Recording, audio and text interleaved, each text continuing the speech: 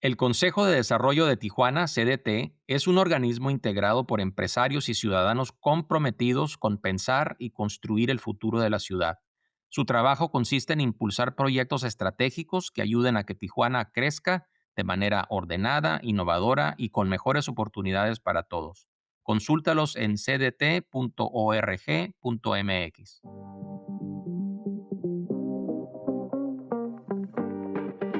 El 70% de los mexicanos y las mexicanas piensa que efectivamente los grupos de crimen organizado tienen más y mejores armas que las Fuerzas Armadas mexicanas. Muchas veces utilizamos esta categoría de narco, ¿no? Y pensamos que todo tiene que ver con drogas, cuando en realidad no necesariamente todo está vinculado con drogas. Deberíamos también, uno, dejar de ver la frontera como esta zona de crisis perpetua en ambos lados de la frontera y más bien mirar a la frontera, sobre todo en temas de seguridad, justamente como el área que ofrece la mayor innovación desde sociedad civil hasta la cooperación que existe a nivel subnacional.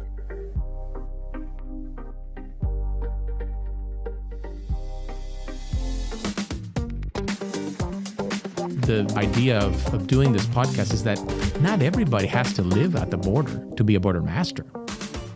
Olas Media presents Border Masters, the podcast where the U.S.-Mexico border takes center stage.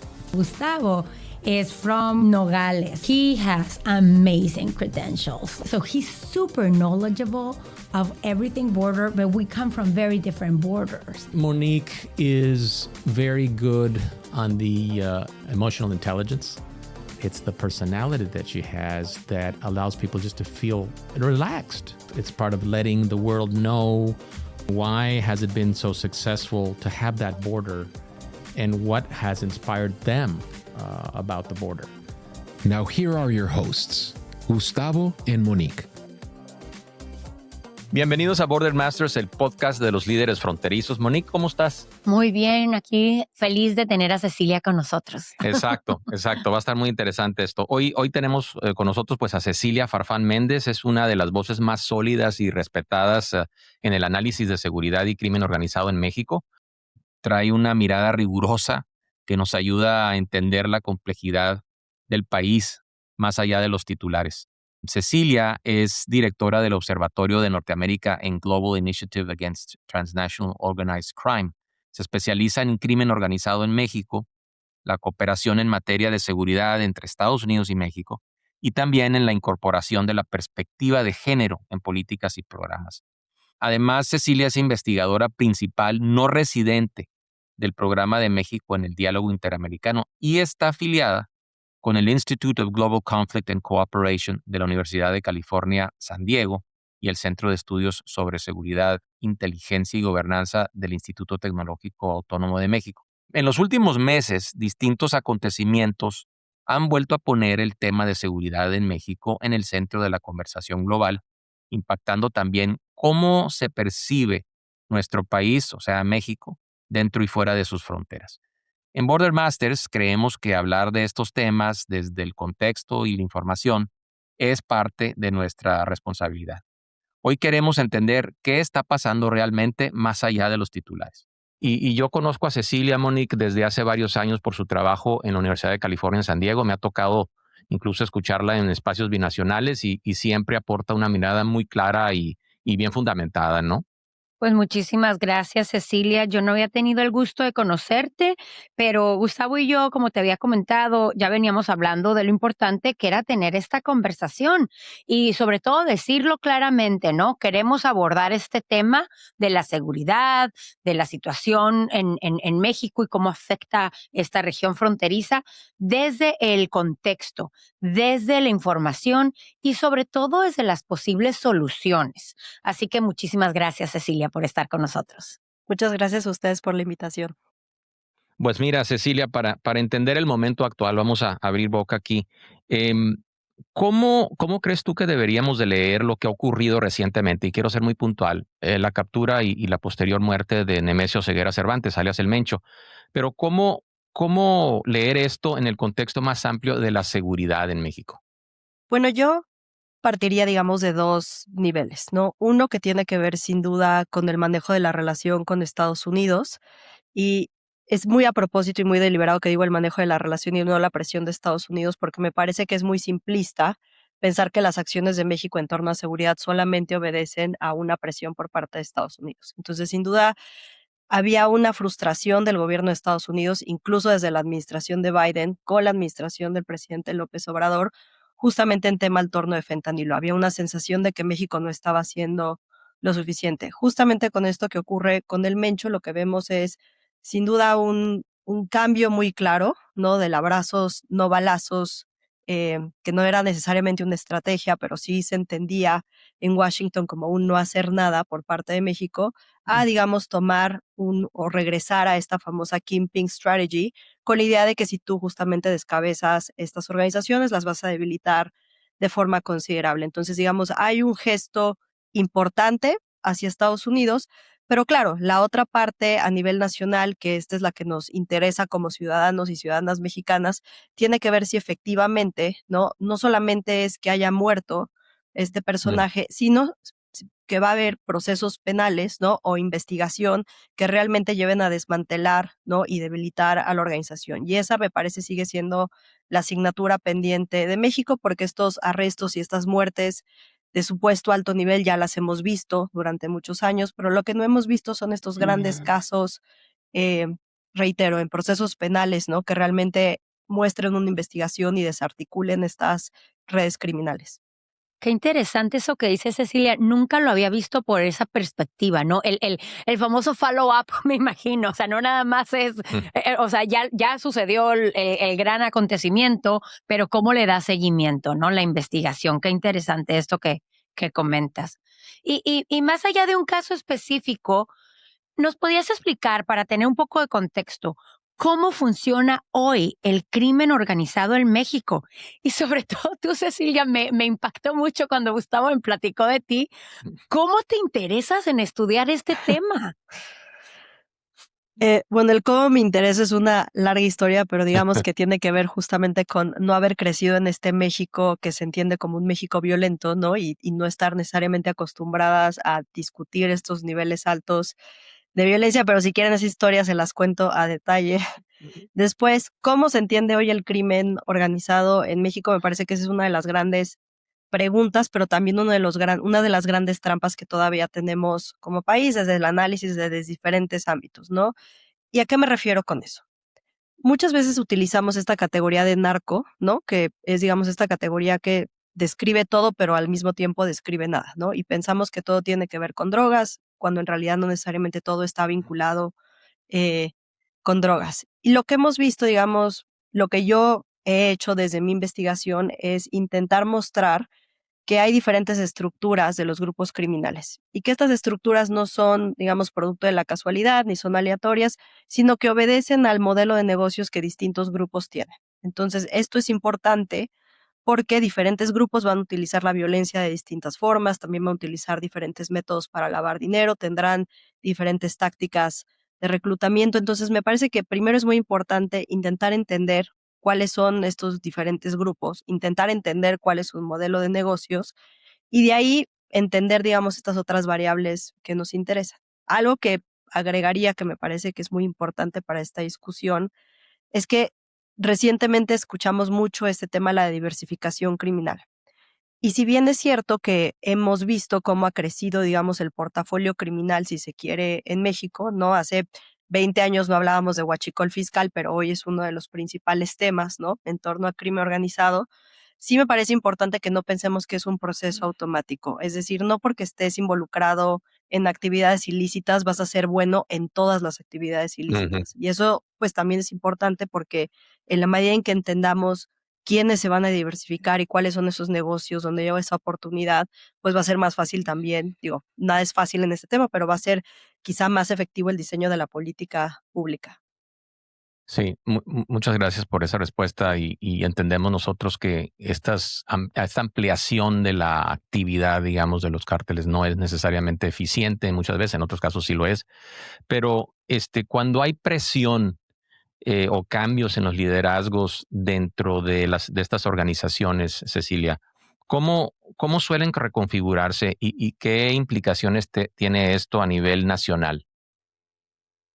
Pues hay Diría que depende justamente de las estructuras de los diferentes grupos, ¿no? Hay organizaciones, por ejemplo, como la organización de Sinaloa, que tiene, digamos, mecanismos que justamente ayudan a sobrellevar este tipo de acciones, ¿no? Que quitan a un manager de la estructura, ¿no? Y lo que hemos visto es que hay incluso paquetes de protección para la familia, ¿no? Hay ciertos incentivos Wow. justamente dentro de la organización para justamente manejar esto, ¿no? Otras estructuras no necesariamente invierten tanto en capital humano. Esto es algo que vimos con los Zetas. Entonces, en ese sentido, cuando había estas decapitaciones, al mismo tiempo tampoco es que fueran de tan alto nivel porque las estructuras estaban eran más horizontales.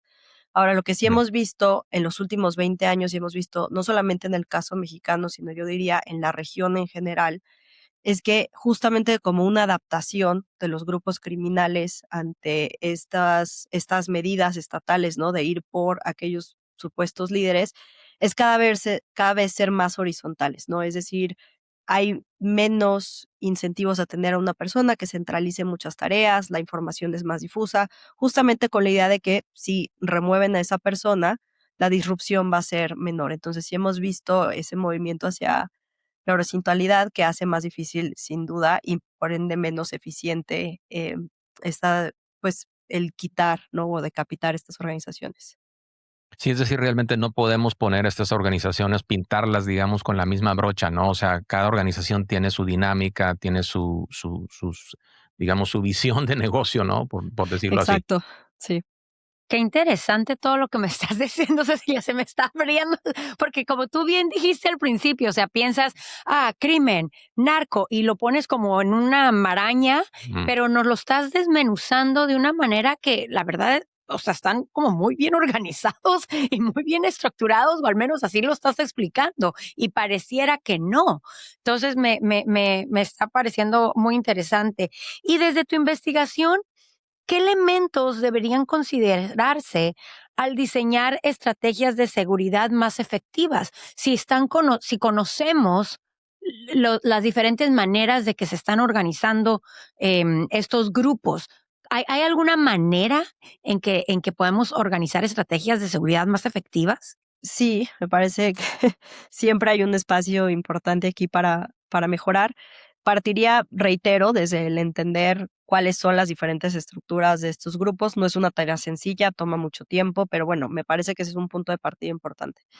Ahora, lo otro que diría, y aquí me parece que la frontera juega un papel fundamental, es que deberíamos también, uno, dejar de ver la frontera como esta zona de crisis perpetua, ¿no? Que se describe en ambos lados de la frontera, y más bien mirar a la frontera, sobre todo en temas de seguridad, justamente como el área que yo argumentaría ofrece eh, la mayor innovación que vemos justamente en estas respuestas, desde sociedad civil hasta la cooperación que existe a nivel subnacional entre diferentes actores. ¿Y qué me imagino, por ejemplo? Si hablamos de política de drogas, llevamos años hablando de decomisos y arrestos.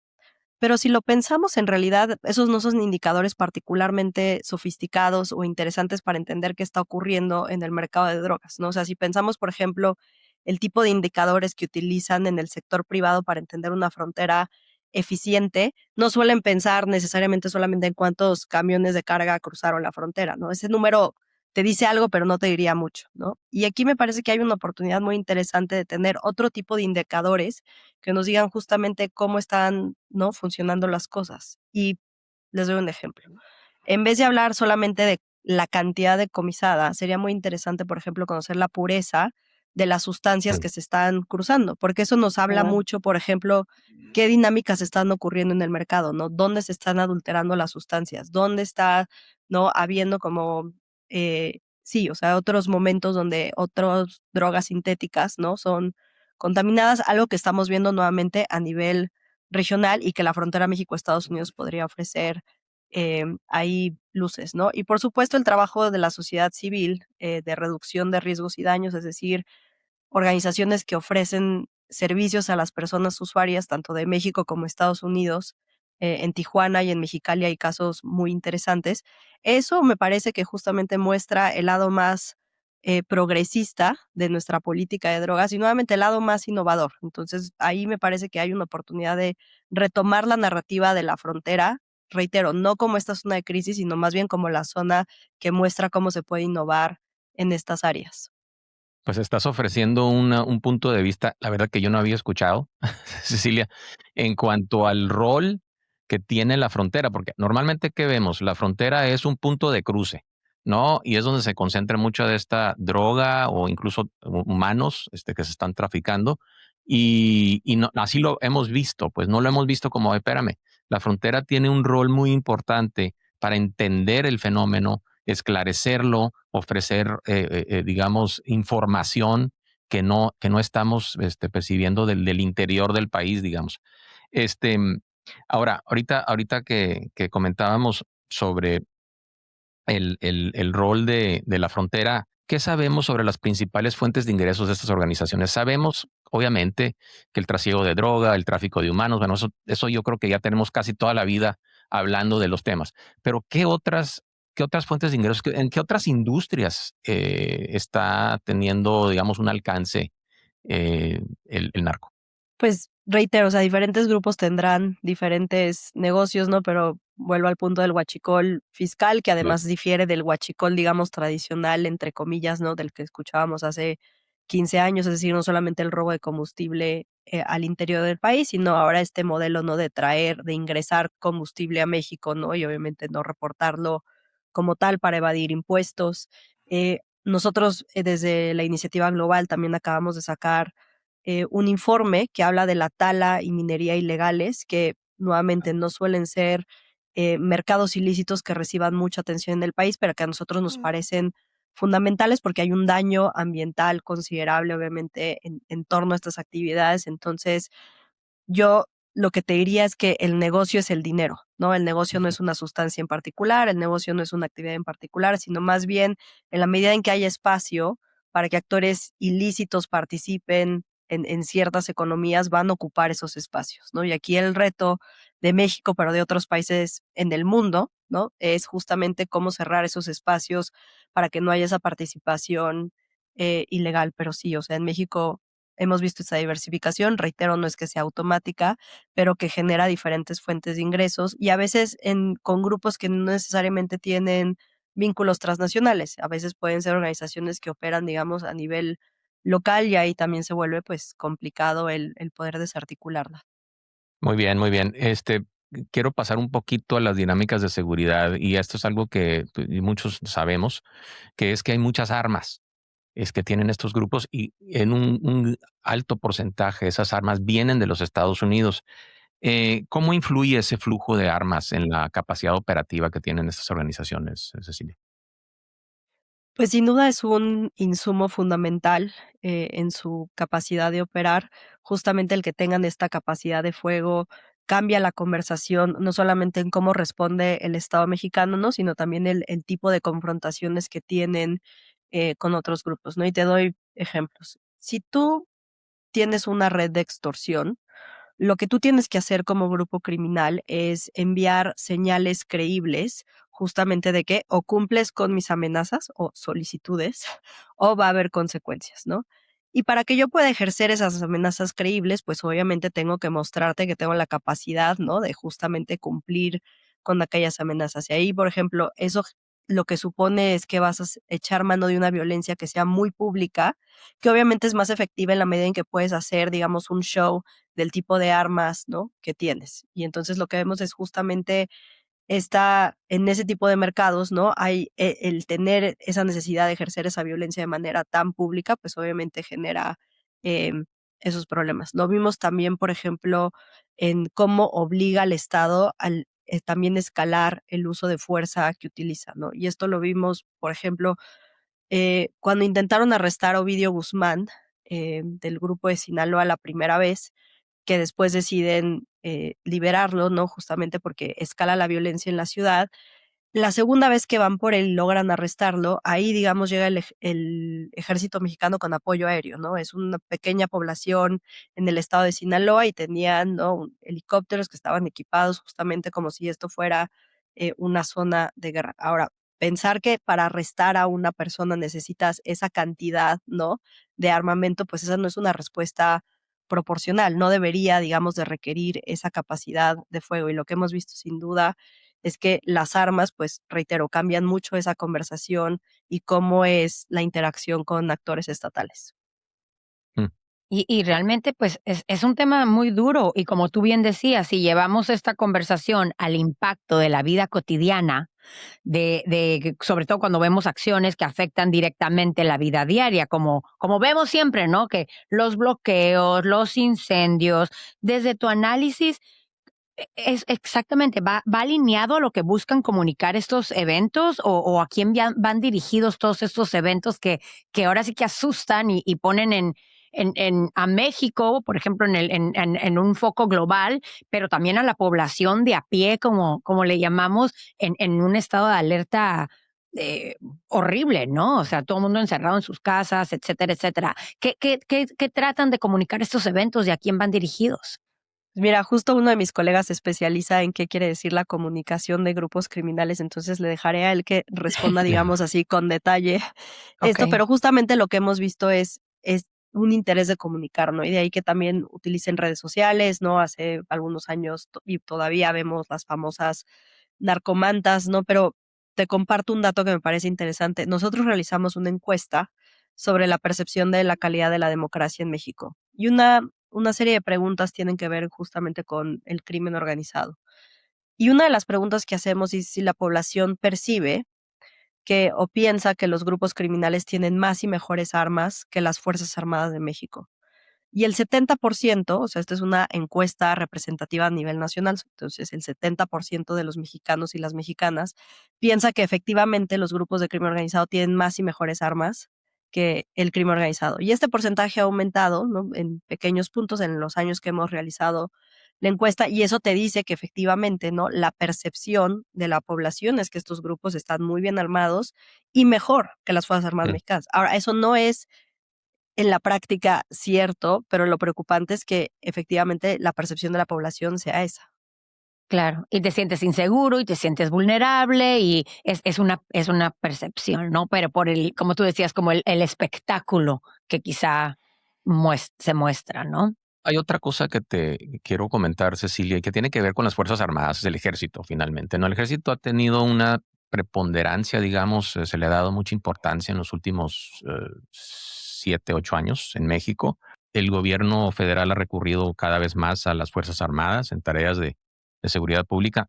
¿Qué nos dice la evidencia sobre los resultados de esta estrategia?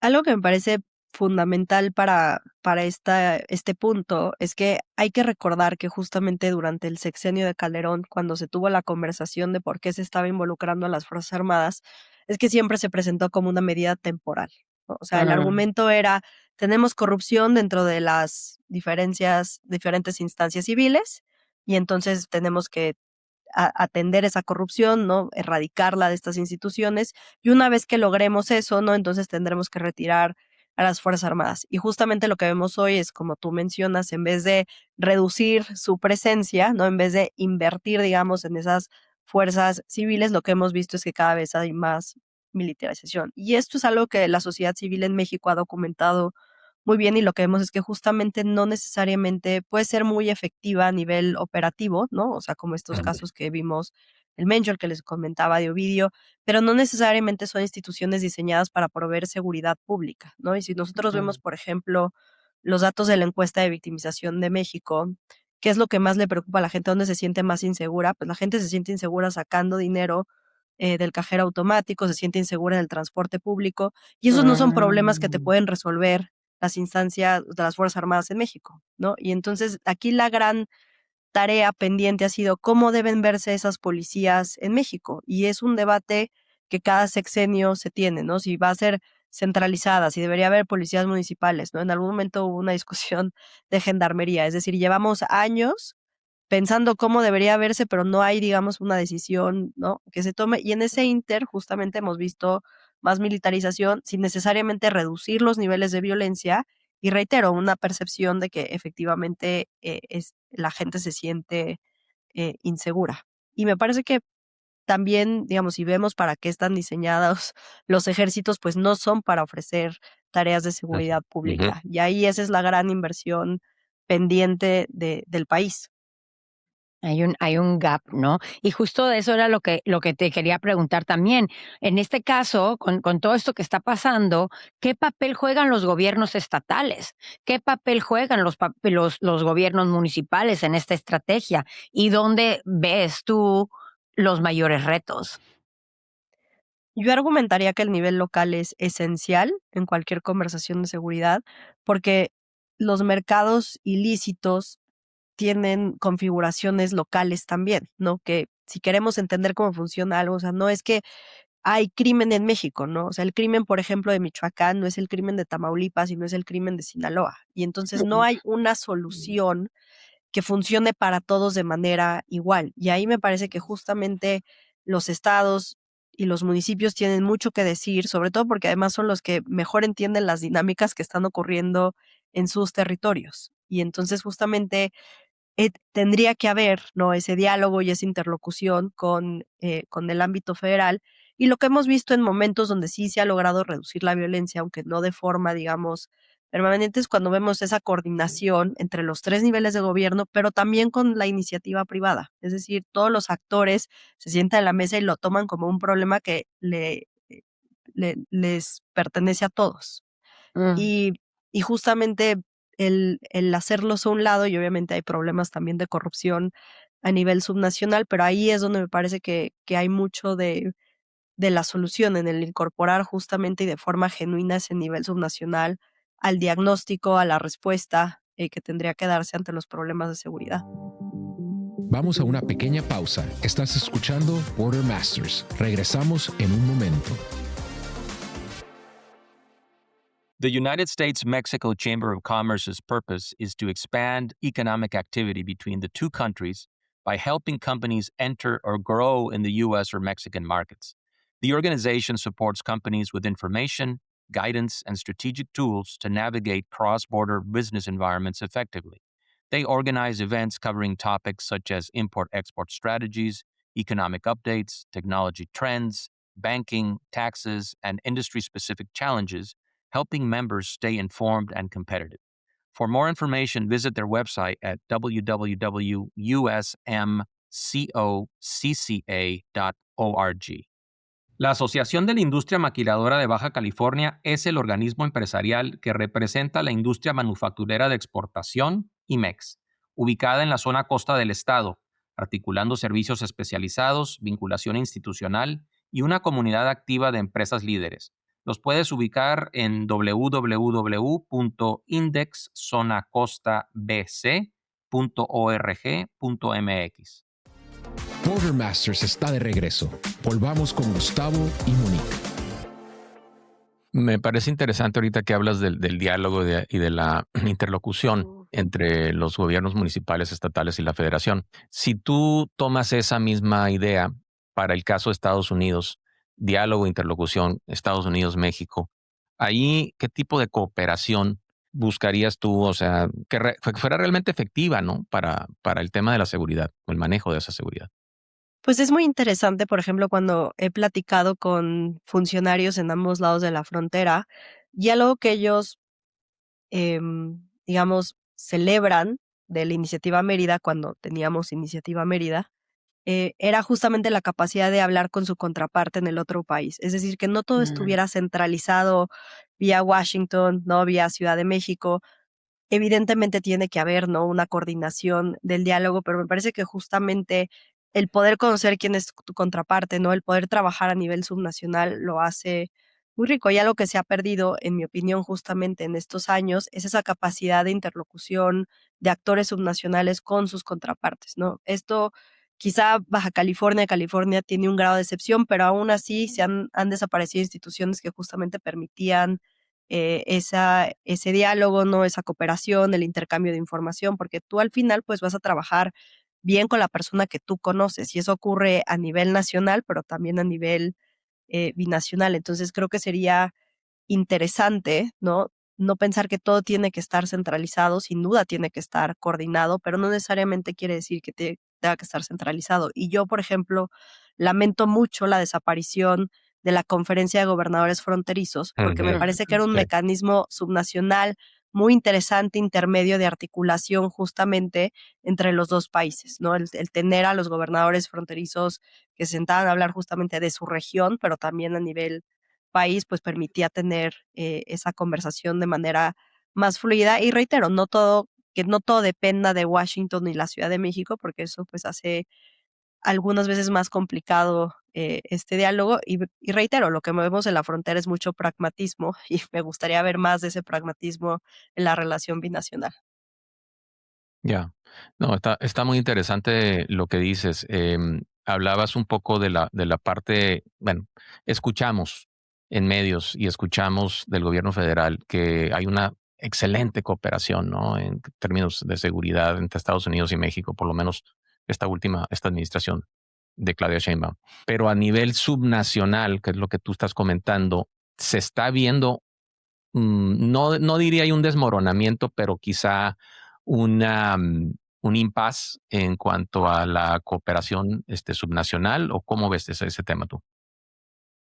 Yo lo que estoy viendo a nivel, digamos, frontera es que depende en qué parte de la frontera estés, ¿no? Y ahí creo que Ujú. abrimos una conversación también interesante porque, o sea, solemos también hablar de la frontera de Estados Unidos, pero aquí también depende de qué parte de la frontera Ajá. estemos hablando, ¿no? Y ahí me parece que sin duda muy, digamos, quizá dictado por el nivel federal, a veces no hay la acción que podría haber a nivel subnacional, ¿no? Y más ese trabajo a nivel subnacional, y ahí lo que veo es espacio para, digamos, para retomar ese tipo de acciones. Y me parece que un gran ejemplo de esto lo vivimos justamente con la pandemia de COVID-19, ¿no? Donde justamente el ingenio de los actores Ujú. fronterizos divisó esta estrategia para cómo vacunamos, ¿no? A personas Sí. que trabajan en México, que hacen parte de las cadenas de valor de Estados Unidos, incluso del Departamento de Defensa, ¿no? Sin que se violaran leyes ni en Estados Unidos ni en México, ¿no? Y ahí vimos Mm. una respuesta muy creativa, ¿no? De todos los actores,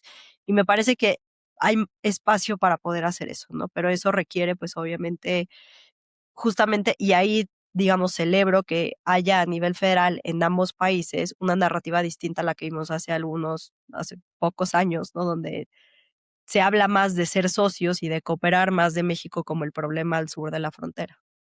Claro.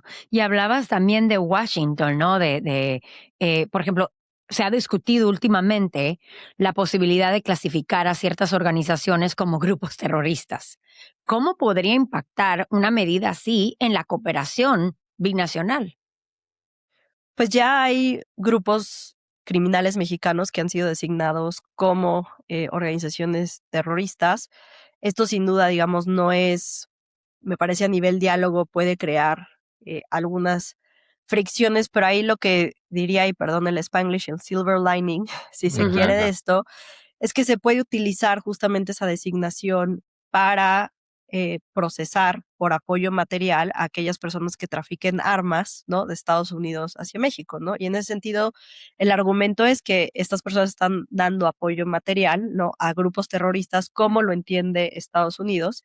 Y justamente hace unas semanas salió la primera acusación formal de Arizona a unas personas justamente por dar este apoyo material a organizaciones terroristas. Entonces va a ser por tráfico de armas. Entonces va a ser muy interesante ver, por ejemplo, ese caso, cómo avanza. Entonces, a nivel, digamos, diálogo, quizá complica, digamos, parte de la conversación, porque siguiendo la política exterior mexicana, México solamente reconoce designaciones de grupos terroristas en las que se realiza en el Consejo de Seguridad de las Naciones Unidas, pero quizá en este tema de armas, ¿no? Pueda ofrecer ahí algunas luces muy necesarias para atender ese problema. Mm. Interesante. Em, Voy a pasar un poquito al impacto social de todo esto, ¿no? Hay un tema de percepción. Muchas veces hablamos de eso porque esta percepción de inseguridad no solo impacta la vida cotidiana, sino que también influye en cómo se entiende México, el país, ¿no? A nivel global. ¿Cómo influye esa percepción en la forma en que las personas viven, se mueven, toman decisiones? Por ejemplo, aquí en la frontera puedes ir de un lugar a otro. O sea, ¿cómo influye esa percepción? Porque mucho se habla de esto. Pues mira, volviendo a la encuesta que les mencionaba, esta encuesta sobre la percepción de la calidad la democracia, me parece que un dato muy interesante que tenemos de esa encuesta que realizamos, es nosotros les preguntamos a las personas también si piensan que los grupos de crimen organizado ofrecen más seguridad que las autoridades locales. Y a Vale. propósito, preguntamos sobre autoridades locales porque entendemos que la percepción es que las autoridades federales tienen pues más capacidad, ¿no? Entonces, y lo que es interesante es que la mayoría de las personas nos siguen respondiendo que no, que efectivamente ellos no se sienten más seguros con el crimen organizado y siguen pensando, ¿no? Y percibiendo que las autoridades locales pueden darles más seguridad. Y esto es interesante porque me parece que hemos caído algunas veces en estas narrativas de que la gente o está de acuerdo o incluso o sea, como que no tiene inconveniente en vivir en contextos de criminalidad. Y justamente lo que vemos es que lo que hay no es una normalización, porque no me gusta esa palabra y me parece que no hay una evidencia para eso, sino más bien la, la implementación de mecanismos para sobrellevar justamente, ¿no?, tus actividades. Y lo vemos en diferentes grados en México y es muy interesante, por ejemplo, ver los resultados de la encuesta de victimización de Sinaloa entre 2024 y 2025, justamente después del arresto de Zambada, que genera una escalada de violencia significativa. Y ahí vemos, por ejemplo, la gente deja de salir de noche, no quiere que sus hijos estén fuera mucho tiempo, quizá dejan de utilizar cierto tipo de joyería porque les preocupa. Entonces sí vemos un cambio en los hábitos, pero reitero, lo que es importante aquí es que no hay una sensación de la población de que están mejor cuando hay un contexto de criminalidad en su territorio. Y eso es importante porque sigue habiendo, digamos, esta interés y apetito, ¿no?, de que el Estado funcione y también de esta seguridad a las personas. Pues gracias por todo tu trabajo, porque en realidad es lo que necesitamos, ¿no? El tener los datos y esta información. Y sobre todo, tú has mencionado mucho lo del impacto social y el papel que juega la sociedad civil también en esta situación. Académicos como tú, organizaciones, comunidades. ¿Hay algo más en esta comprensión y respuesta a esta realidad que tú estás viendo, incluso con tu trabajo? ¿Están escuchando la gente local? ¿Te escuchan en Washington? ¿Están tomando las acciones necesarias para llenar estos huecos donde de verdad podríamos ver hacia adelante a una solución? Pues mira, yo precisamente por el tema de los temas que estudio, soy una persona que pretende ver el vaso medio lleno, Ujú. entonces voy a decir que sí, que sin duda hay esos espacios, que hay esa oportunidad de diálogo. Sí me queda muy claro que sin duda los retos que tenemos como país y también a nivel frontera son enormes y no se van a resolver en un sexenio. Creo que nadie, no deberíamos pretender pensar que esa solución y esta reducción de violencia de forma significativa va a ocurrir en el sexenio de un presidente o una presidenta. Pero sin duda me parece que hay espacio para mejorar y a mí, por ejemplo, algo que veo es que cada vez tengo más colegas que estudiamos, digamos, el crimen, ¿no? Desde este ámbito, el poder tener datos justamente para poder diseñar políticas públicas que lo atiendan. Y ahí, digamos, mi invitación sería a que el sector privado se sume a estas conversaciones, porque el crimen no es algo que ocurre al margen de la sociedad o en una burbuja separada, sino que está muy conectado con las economías lícitas. Y en ese sentido, ahí me parece que la participación de la iniciativa privada es fundamental para también poder atender, Ujú. pues, estos retos. Vamos a mirar un poquito hacia adelante, pensando positivamente, Cecilia. Qué tipo de señales deberíamos de observar en los próximos meses y quizá años para entender hacia dónde se mueve el panorama de seguridad?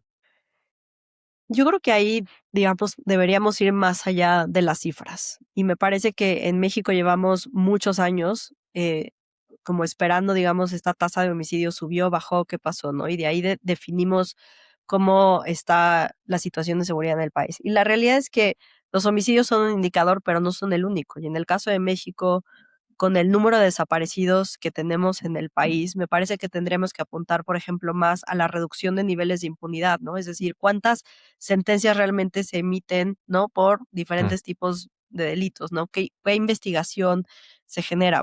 Con el huachicol fiscal, ¿no? Vimos el arresto de un almirante, por lo menos, ¿no? Que estaba involucrado en esta red.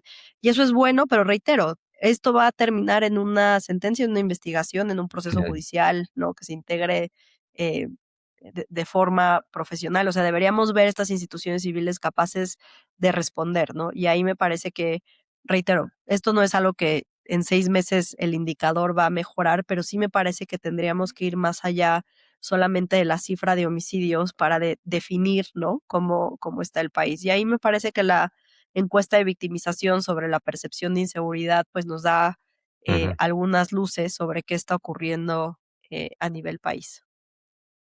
Cecilia, ahorita me vas a grabar tantito de tu historia, porque realmente esta conversación nos ayudó muchísimo a entender con mucho más claridad y con contexto lo que está ocurriendo más allá de los titulares, que realmente a veces siento que son tan amarillistas y nos confunden más y no nos dan tanta claridad de la situación actual.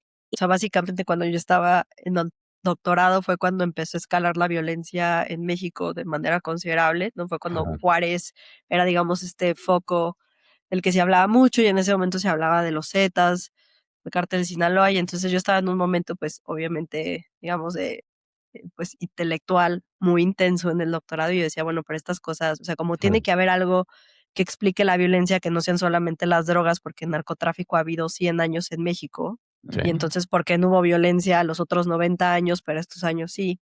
Entonces, pues ahí, digamos, tuve la fortuna de tener una asesora que justamente su área de expertise es México y confió justamente en que este era un tema importante para el país, que valía la pena investigar y entonces pues ahí comencé a hacer la investigación sobre grupos criminales y ya, enos aquí, pero Te enganchaste. digamos fue, sí, y fue, digamos, siempre tuve ese interés en la relación bilateral, pero fue justamente como poder entender qué estaba pasando en Juárez, más allá de los titulares, más allá de, el narco, y yo decía, bueno, pero eso no puede ser como lo único que explique por qué el país se ve ahora así. Y además estabas en un modo, como dices tú, estabas en el doctorado, precisamente tenías la capacidad, la oportunidad de investigar, de entender, en fin, estabas en el momento adecuado, pues.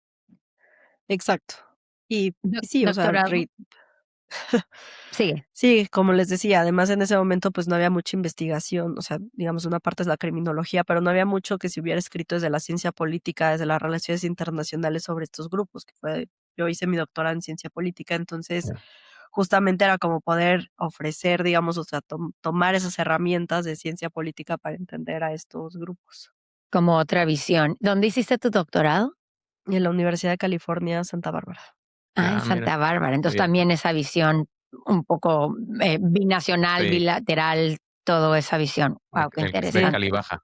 Y qué valiente, Cecilia, también, porque sobre todo por eso me dio mucha curiosidad cuando me platicó Gustavo, o sea, Cecilia, y luego te veo que eres una chavita toda inteligente, toda curiosa. Sí, gracias. Y con este tema, ¿no? Tan fuerte, tan duro y tan difícil. Así que celebro tu valentía y agradezco que tengas datos puntuales para darnos más claridad a la ciudadanía y sobre todo a la gente que puede hacer algo, ¿no?, al respecto. Así que muchísimas gracias por tu valentía y tu gracias curiosidad. A ustedes. No, pero yo te diría, valientes los periodistas que cubren estos temas en México. Ahí o sea, sí te doy ellos, la razón. ahí Sí, yo diría, ellos sí. O sea, no, y hay muchos que han sufrido, han perdido la vida. Muchos. Exacto. Sí. Y al final, este podcast lo que busca es justamente eso, ¿no? Entender lo que está pasando en la relación entre los dos países, entender lo de la frontera desde distintas perspectivas y con voces como la tuya.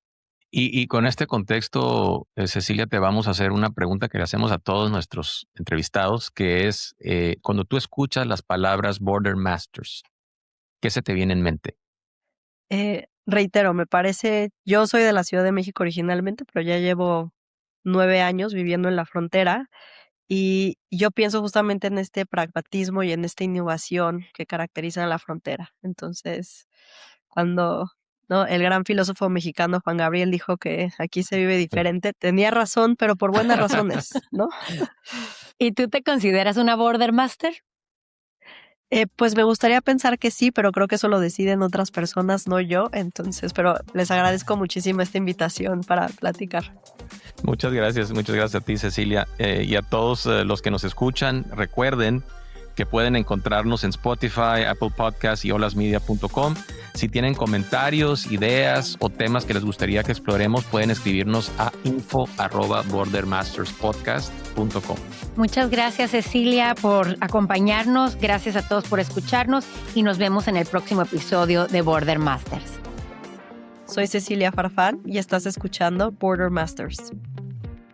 Y como ustedes saben, aquí en Border Master tenemos un espacio llamado Community Corner en señal de agradecimiento a nuestros aliados de difusión. Estos aliados son organizaciones de carácter binacional que abogan por una mejor relación entre nuestras naciones y que además son una gran inspiración para un podcast como este. En esta ocasión se encuentra con nosotros Adriana Eguía, presidente del Tijuana EDC. Adriana, muchísimas gracias por estar aquí y por ser aliado de Border Masters. Cuéntanos cuál es la encomienda de Tijuana EDC, qué es lo que hace tu organización. Claro, buenos días, muchas gracias por la invitación, qué bueno que pudimos coordinar.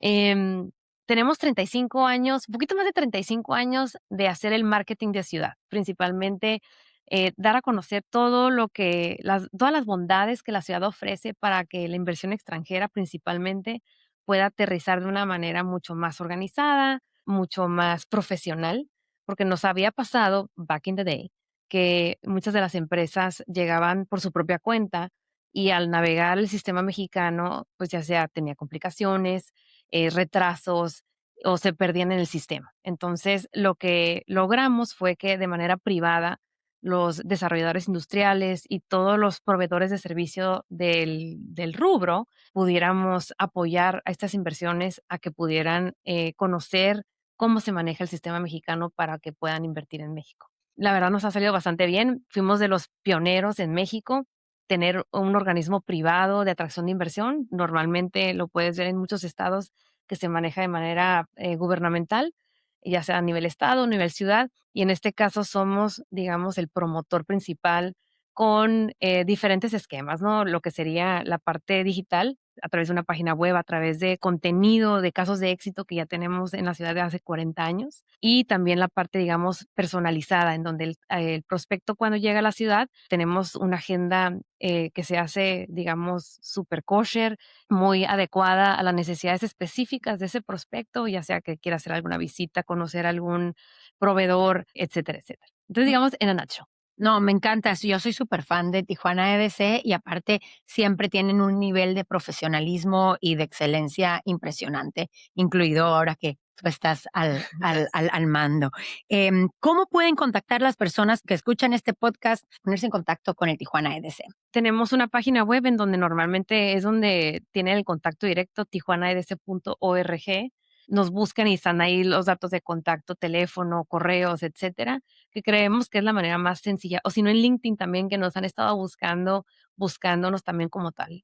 Tijuana EDC, en donde pueden ver incluso contenido y algunos de los eventos en los que participamos, ya sea a nivel local, binacional o internacional, porque también ha sido parte, digamos, de nuestra estrategia. Sur de California, Arizona, haciendo alianzas, digamos, en esta región binacional, en donde pues tenemos una colaboración de años y ahora fortaleciéndose mucho más con el tema de la renegociación del USMCA y que vemos necesaria, ¿no? De esta colaboración mucho más fortalecida y por eso nos estamos enfocando en esta región.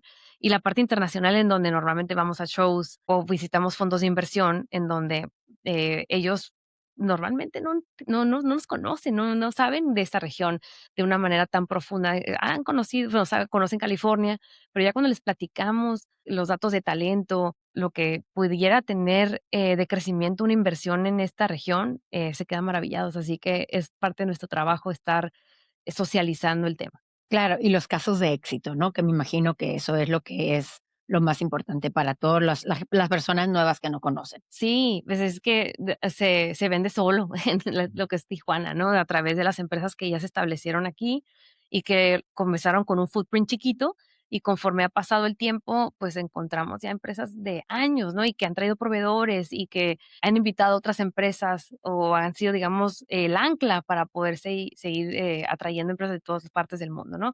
Nuestra principal, digamos, si lo pudiera ver en un pie chart, Estados Unidos sigue siendo el principal inversionista en nuestra región. y se ha diversificado un poco más, ¿no? Si tenemos a Asia como el segundo socio comercial y bueno, Europa y Canadá de manera diversificada también, ¿no? Pero sí nos llamó la atención el año pasado que Estados Unidos tuvo pues un decremento ligero por todo el tema de la negociación y la incertidumbre y hacia un crecimiento significativo, ¿no? Que sabemos que está relacionado ya por temas macroeconómicos, etcétera, ¿no? Pero seguimos ahora sí que teniendo una visión de largo plazo, sabiendo que Estados Unidos va a ser y seguirá siendo nuestro partner principal. Pues muchísimas felicidades por todo tu trabajo y muchísimas gracias por tu apoyo, por lo que tú y los miembros de Tijuana EDC hacen por la frontera México-Estados Unidos. Muchas gracias, encantada de haber estado aquí con ustedes. Gracias. This episode of Border Masters fue creado por un Dream Team. JC Polk, nuestro production consultant that supports us con su experiencia y creatividad. Lina Álvarez, nuestra executive producer, siempre al mando. Ulises Bretón, nuestro creative director, bringing the vision to life. Alan González, el audio engineer, que nos hace sonar increíble. Y un agradecimiento especial a Chad Peace, founder y presidente, por ser la inspiración detrás de todo esto. Producido entre la Sunny San Diego, California y la Vibrant Tijuana, Baja California, Olas Media es parte de IBC Media Group. ¿Quieres más? Check out olasmedia.com para más episodios y el blog del show. Gracias por escucharnos. De parte de Gustavo y Monique, nos vemos la próxima vez.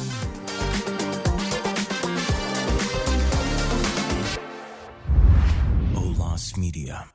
DAITAC reúne a líderes y tomadores de decisión que están transformando la economía de la región. Con experiencia de más de 36 años promoviendo la inversión extranjera para Tijuana, DAITAC conecta empresas, instituciones y profesionales para generar alianzas estratégicas reales. Consúltalos en tijuanaedc.org.